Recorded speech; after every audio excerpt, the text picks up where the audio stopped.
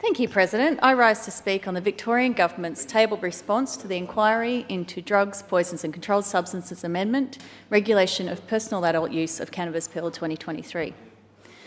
This is the response of a weak and cowardly government. It is an outright rejection of decriminalising cannabis. This government has failed to fully support any of the inquiry's recommendations. They are so fearful of a tough on-crime election that they think this response makes them look strong. This fear is entirely misdirected. Victorians aren't scared of a cannabis consumer with the munchies. They're afraid someone is going to break into their house in the middle of the night with a weapon.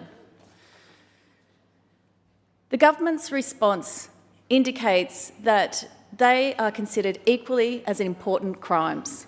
They are so deeply out of touch and they should be ashamed. The time for change is now.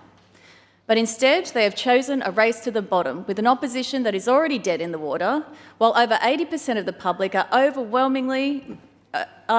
the overwhelming majority of stakeholders are in support of decriminalisation.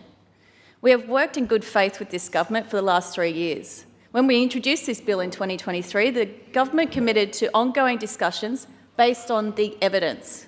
We bent over backwards to get that evidence to you.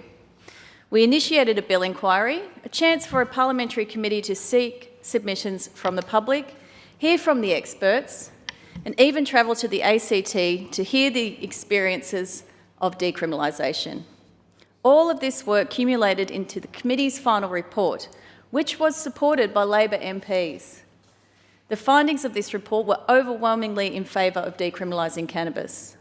When we went to the ACT, we spoke to the community, we spoke to the police, we spoke to fellow politicians and to academics who all agreed that decriminalisation has been a wholly positive experience.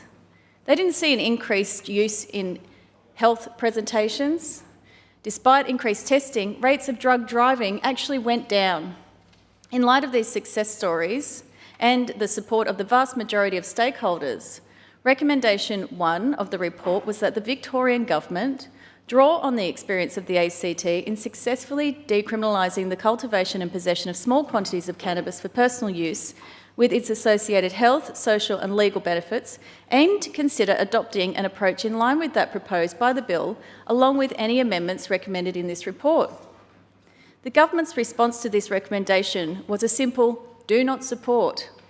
After all of this work and all of this evidence, you're telling me that you don't even support the principle of decriminalising cannabis. In the government's response, they say that they will reduce harm by evidence-based action. They say they believe the ACT's positive experience, and they claim that they will monitor the issue. Their hypocrisy is glaring. This kind of inaction is inexcusable. You're lacking courage. At a time when many Victorians are worried about community safety, this government is happy to spend millions upon millions of dollars on policing and the criminal justice system to arrest and prosecute people for possessing small quantities of cannabis. Crime Statistics Agency data shows that in Victoria, an average of almost 8,000 people a year come into contact with the criminal justice system for possessing cannabis. Of those, almost 4,000 are arrested, a disturbing number of which are Aboriginal and Torres Strait Islander. And at the end of the day, it's not just us I feel sorry for, it's them. Shame on this weak and cowardly government.